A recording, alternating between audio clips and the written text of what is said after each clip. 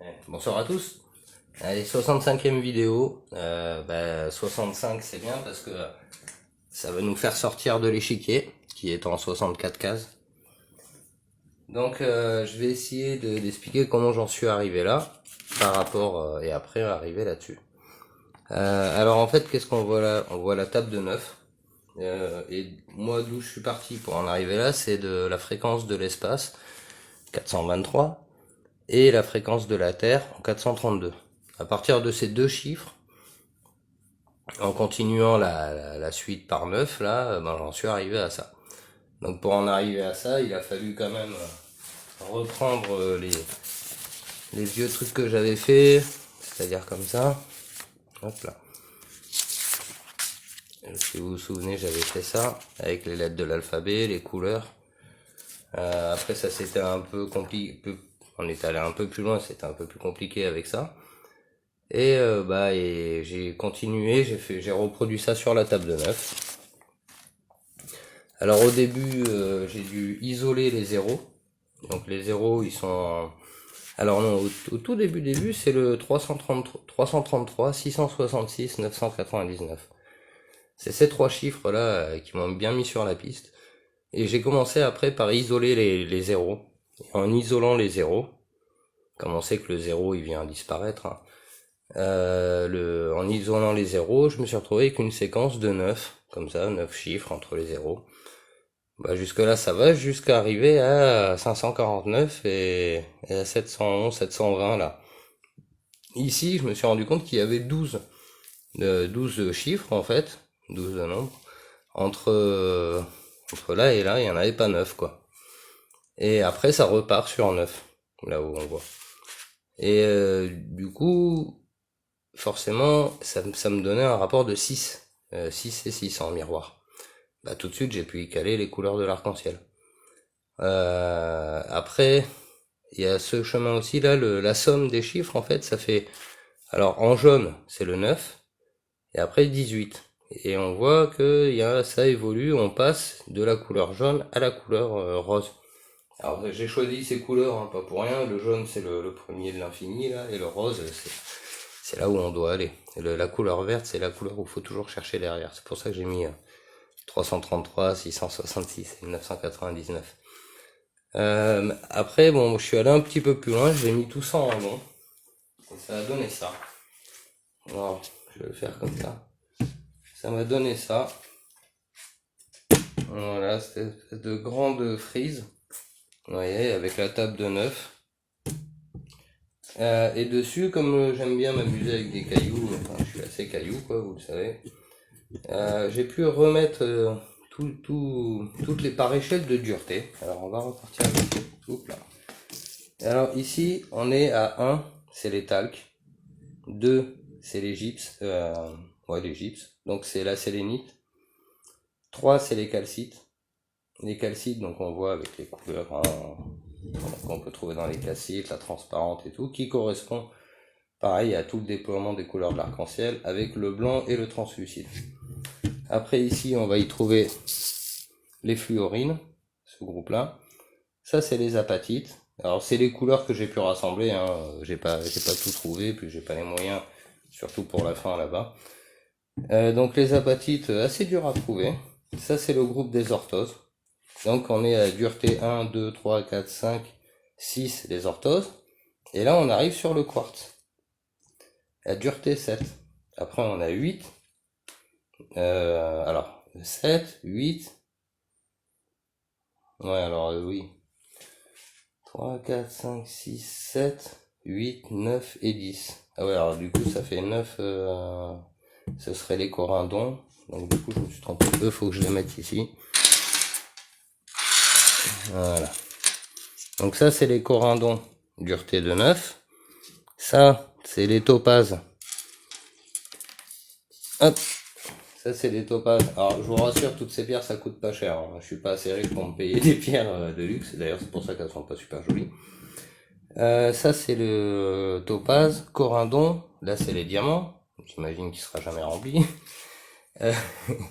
Après on a des duretés, d'autres duretés ici, les béryls par exemple, qui sont à plus de 7, c'est-à-dire qu'ils sont entre 7 et 8. Alors oui, évidemment, la minéralogie, ça s'arrête pas à ça, hein. Il y a des choses beaucoup plus compliquées, des minéraux associés, des minéraux qu'on découvre encore. Mais ils veulent nous expliquer quelque chose avec tout ça. C'est par rapport à la dureté. On arrive bien au cycle 7. Donc là, on a 6 et 6 de 12. Donc celui qui comprend ça, ça fait 13.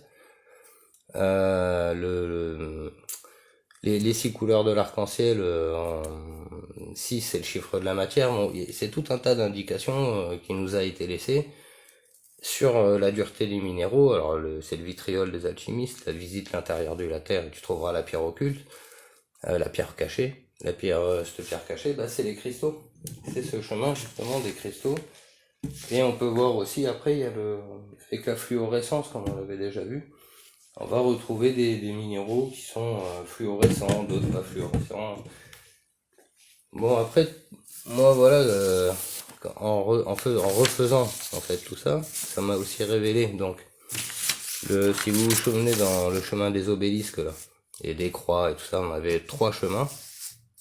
Donc on avait ce chemin en bas. Là on a les 6 couleurs, là on a 7 couleurs, et là on a 8 couleurs. Ici on va se retrouver avec 6 couleurs. Voilà. Là ici on a 6 couleurs, on va aller par là. Là ici après on a 7 couleurs.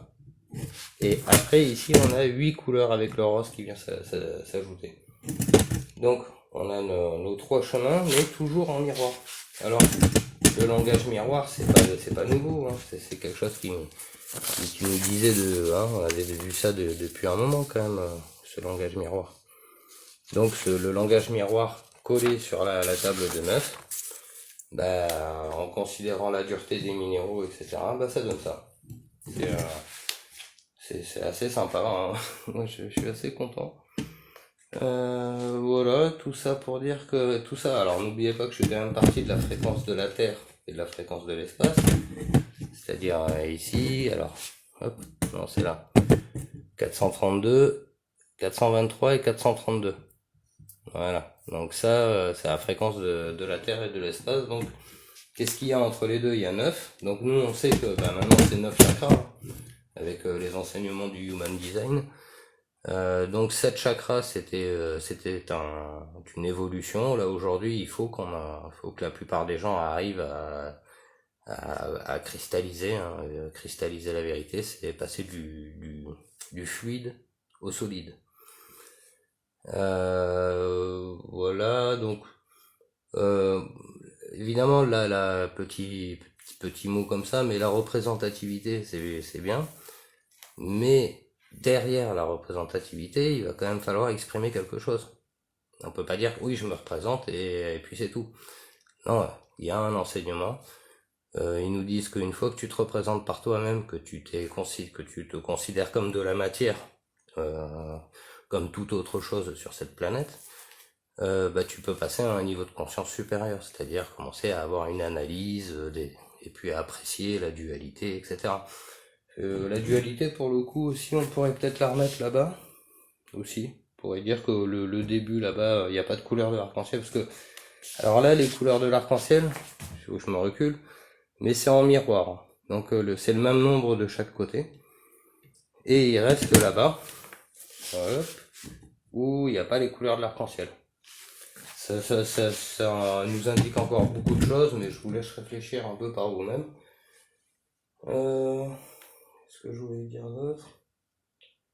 Ah oui, aussi, le nombre de cases en tout. Alors, je vais faire ça. Voilà. Vous voyez, la longueur de ce machin. Hop, voilà, ça fait ça. Donc, le nombre de cases qu'il y a dans tout ça, c'est 117. 117. Alors, on est passé de 17 à 117. Donc là, il faut considérer toutes les cases, même le 0 là-bas au début. Donc on est sur la suite du chiffre 17, dont on a beaucoup parlé.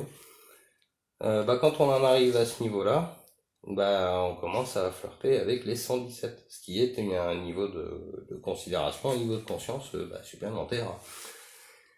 Voilà, bah, j'espère qu'il y a des gens qui comprendront, parce que pour moi c'est un peu tristouné de faire ces monologues sans jamais pouvoir échanger, parce que je suis quand même assez seul dans ces recherches, dans ces réflexions et tout ça, et l'échange il est pas, bah, il y en a pas beaucoup. Voilà, donc j'ai pas grand chose de plus à dire, 10 minutes, machin, ouais, j'espère que ça aura été assez clair, de comprendre un peu toute cette logique, de comment on lit les choses en miroir, comment on les lit aussi avec un devant supplémentaire, bah, que ça nous amène à quelque chose, quoi. Voilà, sur ce petit plan comme ça de toute cette ligne. Ah oui, j'ai oublié. Là, on voyait aussi le chiffre 9, chiffre 18, on voit avec les couleurs hein, que c'était une évolution. Et ben quand on arrive ici, à 3 fois 9, on passe au chiffre 27. Et 7 plus 2, ça fait 9. Hein. Donc c'est l'esprit compris hein, dans la valeur 117, qui est là-bas. Donc voilà, c'est un chemin, on passe de 9 à 18, et on va vers le 27. Le 27 qui correspond au 9e chakra. En 3, 5, 7, 9 si vous vous souvenez avec les carrés magiques. Voilà, sur ce, je vous souhaite une bonne soirée. Au revoir.